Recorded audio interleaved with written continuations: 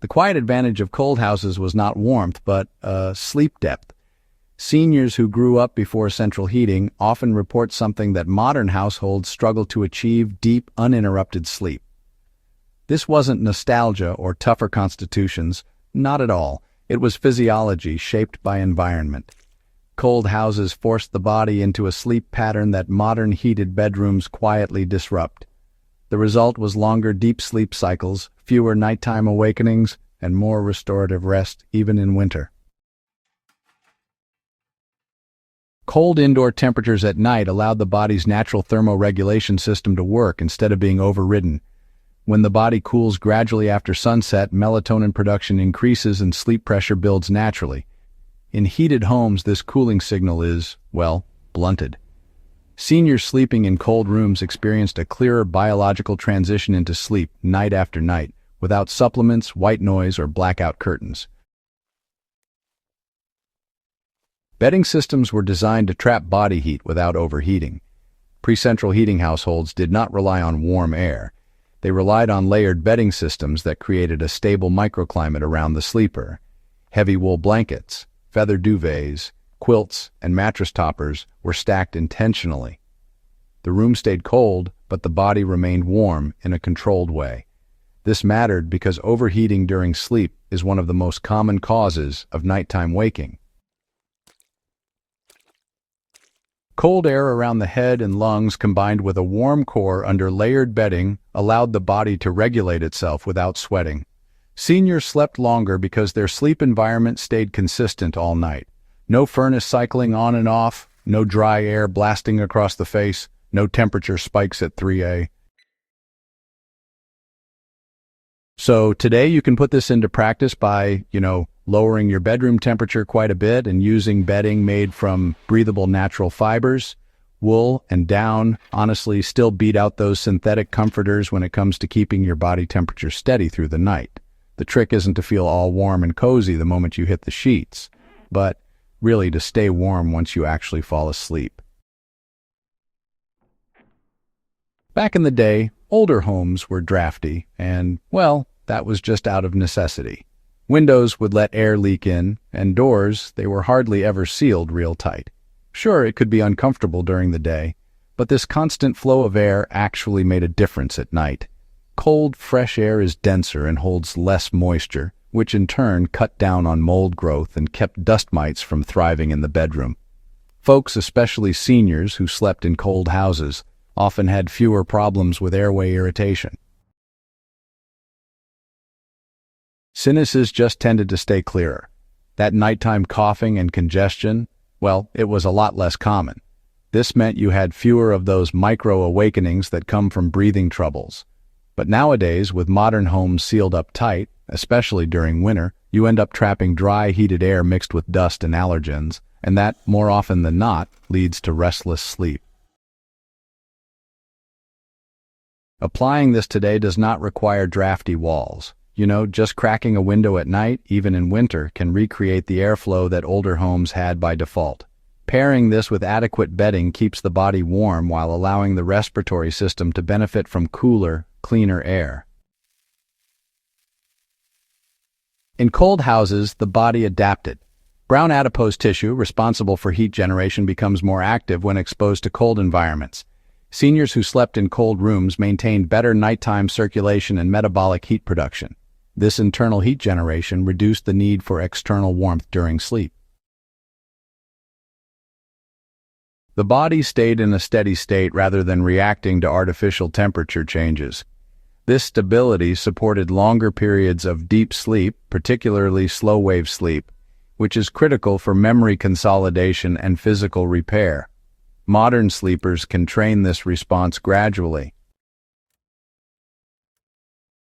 Lowering nighttime temperatures incrementally over several weeks allows the body to adapt. This isn't about discomfort, but really about restoring a natural feedback loop between environment and physiology. Before widespread electrification, bedrooms were dark and cold. This combination, reinforced circadian rhythm more effectively than darkness alone. Cold temperatures signal nighttime at a biological level, reinforcing the same message that darkness sends to the brain. Seniors who lived this way experienced more consistent sleep timing. They fell asleep faster and woke closer to sunrise without alarms. Their sleep architecture, well, it aligned with seasonal light changes instead of resisting them. In modern homes, recreating this, well, it really requires discipline. Lowering bedroom temperature while eliminating artificial light sources sends a unified signal to the brain. Cold without darkness is less effective. Darkness without cold is incomplete. Together, they recreate the conditions under which human sleep evolved. Heat causes inflammation to worsen during rest. Cold reduces it. Seniors sleeping in cold houses experienced less joint swelling overnight, particularly those with arthritis or old injuries. Reduced inflammation meant fewer position changes and less pain-induced waking. Heavy bedding also applied gentle pressure, kind of like modern weighted blankets, which further reduced movement during sleep. The result was longer, uninterrupted sleep periods.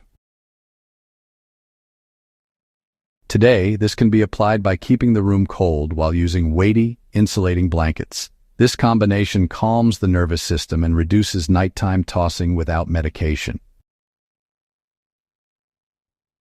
When heating required effort, routines became non-negotiable. Beds were warmed briefly with hot bricks, irons, or water bottles, then occupied immediately. Lingering was not an option. This created consistent sleep timing, which reinforced circadian stability. Modern application is simple but, honestly, uncomfortable at first. Commit to a fixed sleep window and a cold bedroom. When staying up late becomes physically unappealing, discipline replaces willpower. Cold houses trained people to tolerate mild discomfort. This had a psychological effect. Sleep was not expected to be perfect.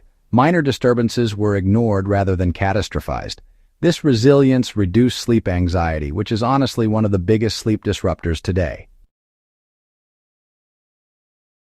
Seniors did not obsess over sleep metrics. They trusted the process.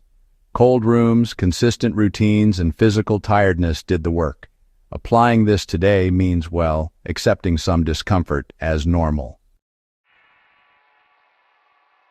A cool nose, cold air on the face, or chilly hands at bedtime are not problems to solve. They're signals that the environment is working as intended. Modern sleep issues are often framed as medical problems when really they are environmental mismatches. Seniors slept better, not because life was easier, but because their surroundings just lined up with human biology. Cold houses, well, they enforced habits and conditions that modern comfort has quietly erased over the years. For preppers and survivalists out there, this kind of knowledge is downright practical. In grid-down scenarios, cold homes will be unavoidable, no way around it. Understanding how to sleep well in them, that's not really optional. It's a skill you gotta have. Layered bedding, controlled airflow, cold acclimation, and sticking to strict routines, these can all help you maintain good sleep quality even when conditions get rough. For everyday life, think of this as a corrective lens. You don't actually need technology to sleep deeply. What you really need are conditions your body recognizes. If this breakdown gave you something new to chew on, especially if it challenged what you thought you knew about comfort and sleep, take a second to support the channel. Go ahead and subscribe to Warfield Prepper Chronicles for more deep dives into forgotten systems that actually worked. And hey, share this with someone who thinks better sleep just means more gadgets instead of a better understanding.